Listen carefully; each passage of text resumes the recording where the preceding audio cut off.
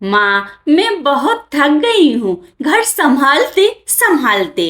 यहाँ मेरी थकान किसी को नजर नहीं आती। कुछ दिन आराम करना चाहती हूँ। सोच रही हूँ कुछ दिनों के लिए अपनी मायके आ जाऊं। आते हुए अपने बच्चों को भी साथ ले आऊंगी। वे वहीं से स्कूल चले जाएंगे। आखिर एक ही शहर में ससुराल और मायका होने का कुछ तो फायदा मिले। नम्रता ने फोन पर अपनी माँ से कहा। पार्वती जी ने दूसरी तरफ से कहा, हाँ बेटा, जब तेरी इच्छा हो आ जाना। आखिर ये तेरा भी तो घर है। ठीक है माँ, तो मैं कल ही आ जाऊंगी। नम्रता खुश होकर बोली। हाँ बेटा, कल आ जाओ, मैं तुम्हारा इंतजार करूंगी। अभी मैं फोन रखती हूँ, मुझे मंदिर भी जाना है। पार्वती जी ने फोन रख दिया और सीधे किचन में गई। किचन में खाना बना रही बहू से बोली, अरे अनुपमा, सुनो, कल तुम्हारी ननंद आ रही है। आज बाजार जाकर फल, सब्जी और मिठाइयाँ लेकर आना। बेचारी मेरी बेटी ससुराल में नौकरों की तरह काम करती है और उस पर कोई ध्यान ही नहीं देता। यहाँ आ जाएगी, कुछ दिन रहेगी तो उसका मन और तबीयत अच्छे रहेंगे। सास के मुंह से ऐसी बातें सुनकर अनुपमा का चेहरा उतर गया। वह मन ही मन सोचने लगी, काश आपको मेरी थकावट भी नजर आती। मैं भी दिन रात झाड़ू पोछा, बर्तन, खाना बनाना, मार्केट जाना और हर वह काम करती हूँ जिससे हमारे परिवार वालों को कोई दिक्कत ना हो। काश आप मुझ पर भी ध्यान दे पाती। आपकी बेटी तो जब मन में आता है तब यहाँ आ जाती है, लेकिन मैं साल में एक बार ही अपनी माँ के पास जाती हूँ, तब भी आपको प्रॉब्लम होती है। मैं भी इंसान हूँ, मेरा भी मन है। मुझे भी लगता है अपने माँ के पास जाकर थोड़ा आराम करूँ, सुख दुख की दो चार बातें करूँ, अपना मन हल्का करूँ। भगवान, अब तुम ही कुछ करो ताकि मेरी सास की आंखें खुलें और उसे मेरी थकावट भी नजर आए। शाम तक भगवान ने जैसे अनुपमा की सुन ली और उसकी ननंद का फोन आया। ननंद ने अपनी माँ से कहा कि उसकी सास ने उसे मायके आने के लिए मना कर दिया है, इसलिए इस बार वो नहीं आ सकती। पार्वती जी बोली, ऐसे कैसे मना कर दिया? पहले तो कभी वह तुम्हें आने के लिए नहीं रोकती थी। इस बार भला क्या हो गया? लाओ, मेरी बात कराओ उनसे, मैं समझाती हूँ। नम्रता ने फोन अपनी सास के पास दिया। पार्वती जी ने कहा, नमस्कार समधन जी, आपसे कुछ कहना था। समधन जी ने कहा, कहिए। दरअसल नम्रता कल त्योहार है, इसलिए अपने मायके आना चाहती है। अगर आप उसे भेज दें तो अच्छा रहेगा।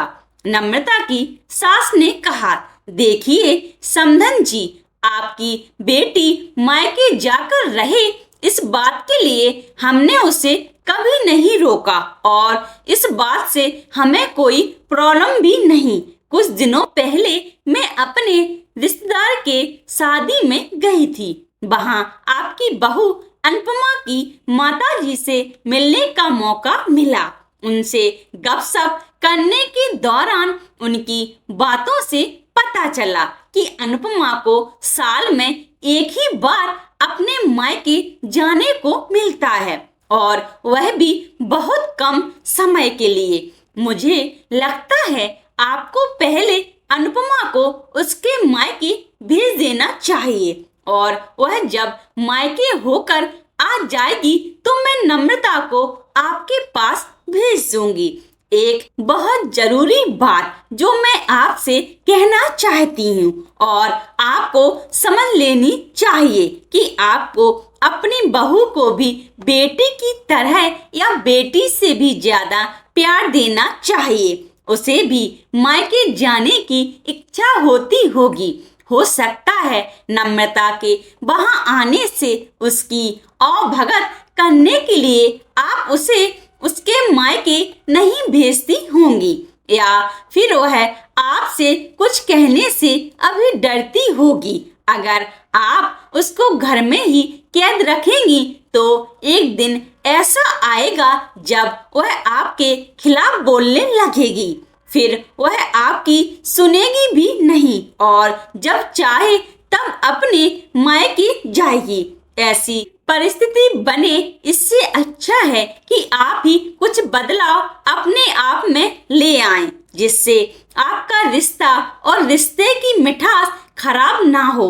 पार्वती जी को अपने समधन के हर एक शब्द में सच्चाई नजर आई। उन्हें महसूस हुआ कि उन्होंने अपनी बेटी के प्यार में अंधे होकर कभी भी अपनी बहू के मन का विचार नहीं किया। उन्होंने हमेशा ही अपनी बेटी को अपने बहू से ऊपर रखा। दूसरी तरफ नम्रता भी अपनी भाभी के बारे में हो रही इस बातचीत को सुन रही थी। उसने भी रियलाइज किया कि वह कभी भी अपनी भाभी के साथ ठीक से बात नहीं करती और जब जब वह अपने मायके जाती है तो भाभी थोड़ी उदास रहती हैं। पार्वती जी ने अपनी बहू को बुलाया और उसे कहा कि अनुपमा कुछ दिनों के लिए नम्रता नहीं आने वाली है, इसलिए पहले तुम अपने मायके होकर आओ। यह सुनते ही अनुपमा का चेहरा खिल गया, क्योंकि यह पहली बार था जब उसकी सास ने सामने से उसे अपने मायके जाने के लिए कहा था। अगले दिन अनुपमा अपने मायके गई और इस बार एक दो दिन नहीं पूरे हफ्ते भर रहकर आई। अपने माँ बाप से अपने रिश्तेदारों से मिलकर आई और जब वह लौटकर आई तो उसका चेहरा खिला हुआ था। उसकी आंखें चमक रही थी। अनुपमा के आने के बाद नम्रता भी अपने मायके आई और इस बार वो खुद सामने से अपनी भाभी से खुशी खुशी मिली और अच्छे से बातचीत की। नम्रता ने अपनी माँ से बात करके उन्हें भी अच्छे से एहसास दिलाया और समझने में मदद की कि वह कहीं न कहीं अनुपमा के साथ गलत व्यवहार कर रही थी। दूसरी तरफ अनुपमा अपने ससुराल वालों के बदले रवैया से बहुत खुश थी। वह खुशी खुशी सबका ध्यान रखती और हर काम प्यार से करती। वह ध्यान रखती कि कोई भी ऐसी बात या काम ना करे जिससे घर में तनाव का माहौल पैदा हो। पार्वती जी अपनी बहू को खुद ही समय समय पर मायके भेज दिया करती हैं। एक छोटे से बदलाव ने सास बहू और ननद भाभी के बीच की कड़वाहट को दूर कर दिया है और रिश्तों को और भी ज्यादा मीठा और मजबूत कर दिया है। यदि आप ऐसी ही कहानियों को पसंद करते हैं तो कृपया आप मेरे YouTube चैनल कहानियां विद सीमा को सब्सक्राइब, लाइक एंड अपने दोस्तों के साथ शेयर करें। धन्यवाद।